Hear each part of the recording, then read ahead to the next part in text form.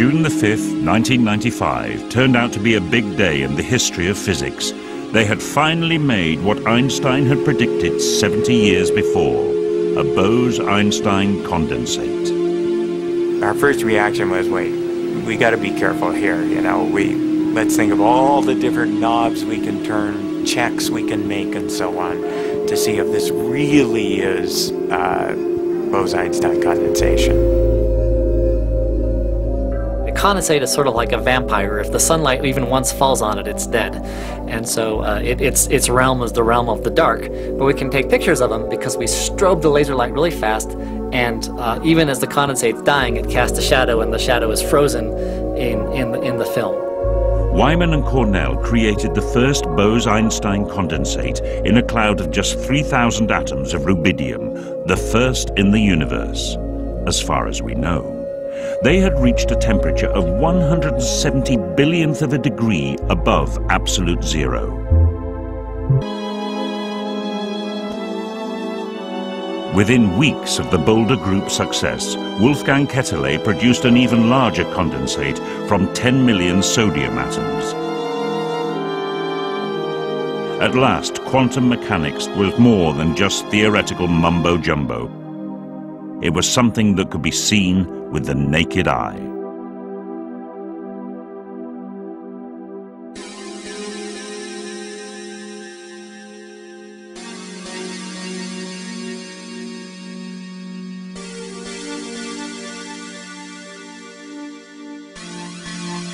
At Harvard, a Danish scientist, Lena Howe, had the idea of using a condensate to slow down light.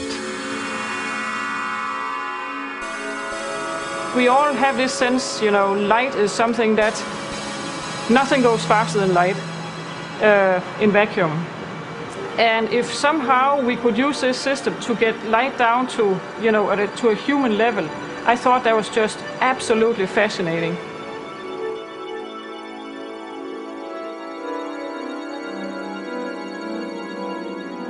Lena Howe created a cigar-shaped Bose-Einstein condensate to carry out her experiment.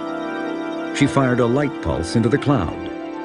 The speed of light is around 186,000 miles per second, but when the pulse hits the condensate, it slows down to the speed of a bicycle.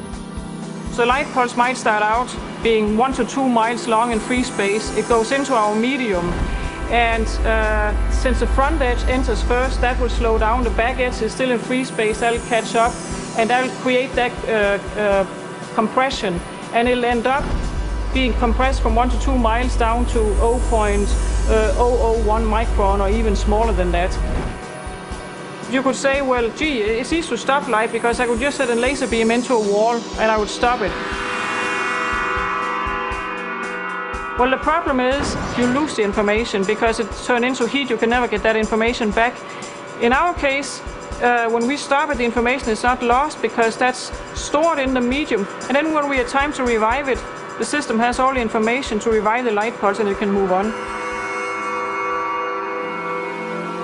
One day, ultra-cold atoms will probably be used to store and even process information. Even now, cold atoms are being turned into prototype quantum computers. As a quantum mechanic, I engineer atoms. To make a computer out of atoms, you have to somehow get atoms to register information and then to process it. Why build quantum computers? Because they're cool, it's fun, and we can do it. Right? I mean, we actually can take atoms, and if we ask them nicely, they'll compute. That's a lot of fun. I mean, have you ever talked to an atom recently and had it talk back? It's great. Yes, look at that. Unlike ordinary computers, where each decision is based around a bit of information and is either a 0 or a 1, in the quantum world, the rules change. At first glance, a quantum computer looks almost exactly the same. But quantum mechanics is weird. It's funky, okay? It's weird. When you do quantum computing, you want to make this weirdness work for you. So now let's look at our quantum bit, or qubit. A qubit can not only be a 0 or a 1, it can also both be a 0 and 1 at the same time. Physicists from MIT met in Boulder, Colorado, and came up with a different approach to the problem. Rather than focusing on the lighter atoms of the periodic table, they hit upon the idea of using much heavier metallic atoms like rubidium and cesium. But would using these giants enable them to reach closer to absolute zero? The idea in the field in those days was that the light things like hydrogen and lithium would be easier. And there were some good reasons for thinking that, but we had other ideas. Yeah, sort of gut intuition in some sense. Their plan was to use a laser beam to cool the atoms, a technique that had already been tried by physicists at MIT. Lasers are usually associated with making things hot, but if they are tuned to the same frequency as atoms traveling at a particular speed, lasers can cool them down. When the stream of light particles from the laser hits the selected atoms in the gas cloud, they slow down and become cold.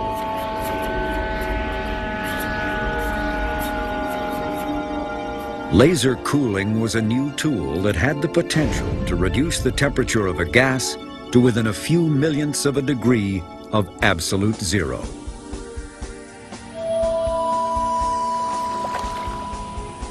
But Cornell and Wyman were not the only ones excited by this prospect. A new scientist had arrived at MIT. It was in late 91 or early 92 that we had an idea how a different arrangement of laser beams would be able to cool atoms to higher density. And it worked. And this was really a trigger point. I will never forget the excitement in those group meetings when we discussed what do we next. Because with higher density, there are many things you can do. Could we now push to Bose-Einstein condensation? You see, well, lots of cables and electronics. All the resources of Ketterle's lab were redirected to make a condensate in sodium atoms. And right here, this is an atomic beam oven. What is wrapped in tin foil is a little vacuum chamber where we heat up metallic sodium so the metallic sodium melts and evaporates. And it's ultimately the sodium vapor, the sodium atoms, which we tried to Bose-Einstein condense.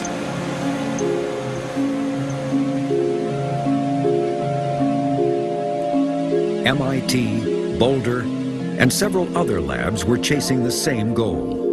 It had echoes of the race to produce liquid helium almost a century earlier. As I tell my students today, anything worth doing is worth doing quickly because science moves on and we're all mortal and you want to do things. While MIT was installing its sophisticated lasers, Carl Wyman's approach was small is beautiful.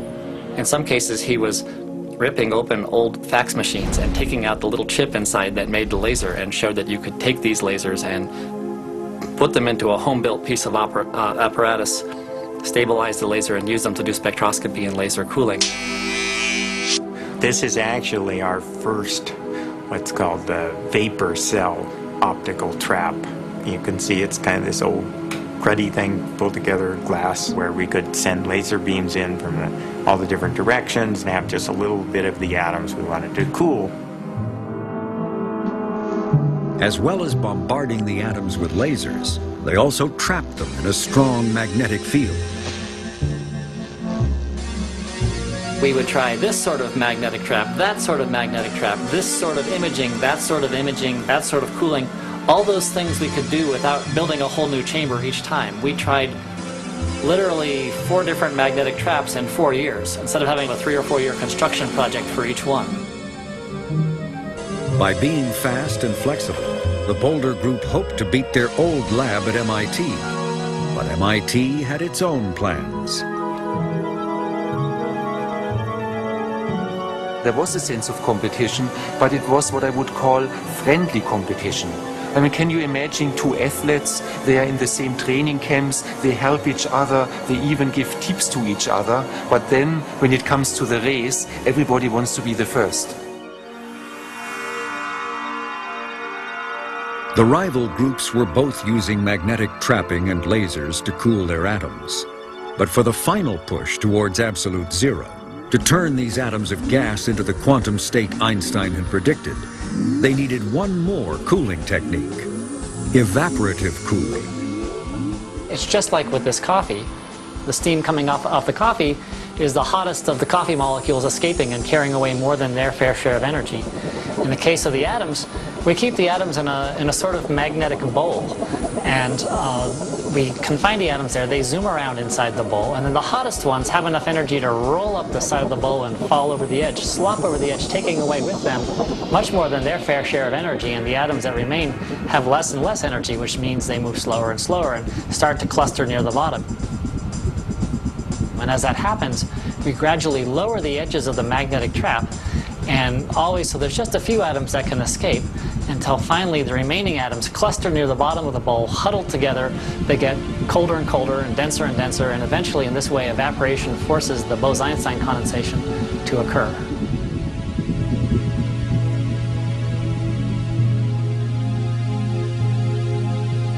The race to produce a Bose-Einstein condensate was intensifying.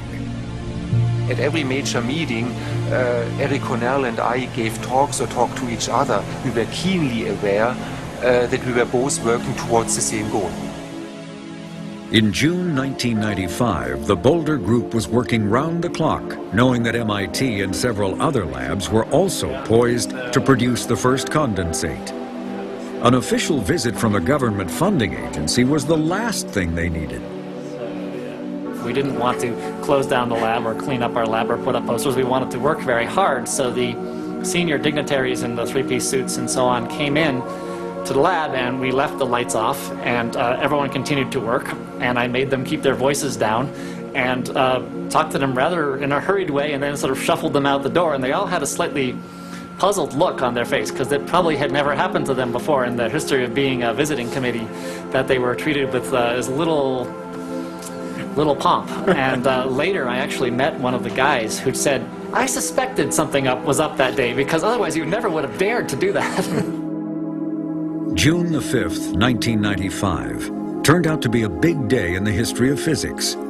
The Boulder Group seemed to have made what Einstein had theorized 70 years before: a Bose-Einstein condensate. Our first reaction was, wait, we got to be careful here, you know.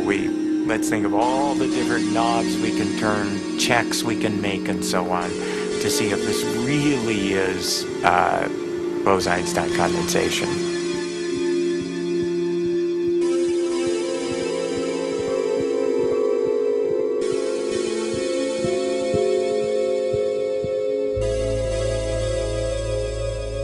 The condensate is sort of like a vampire. If the sunlight even once falls on it, it's dead. And so its realm is the realm of the dark.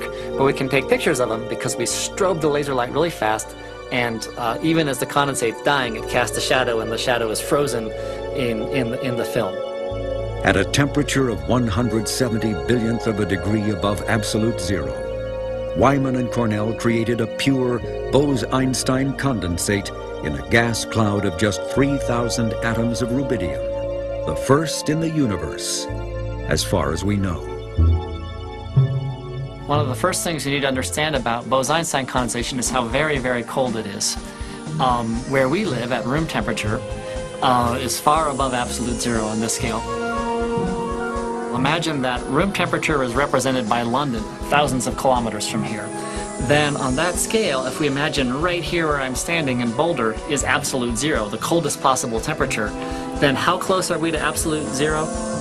If we think of London as being room temperature and right where I am is absolute zero, then Bose-Einstein condensation occurs just the thickness of this pencil lead away from absolute zero.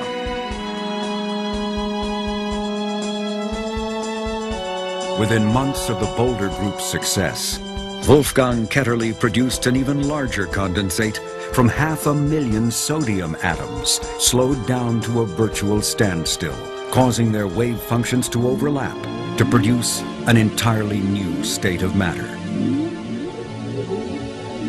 At last, quantum mechanics was more than just a theoretical construct. It was something that could be seen with the naked eye. Cornell, Ketterle, and Wyman shared the Nobel Prize for Physics in 2001. One of the things the Nobel Prize means, and the ceremony means, that everybody remembers Eric's the person who forgot to bow to the king. There was a breakdown of protocol on my part. There was no excuse because they actually drill us to. It's more like you have a series of rehearsals practicing how to bow to the king, and I somehow managed to bollocks it up at the last possible moment.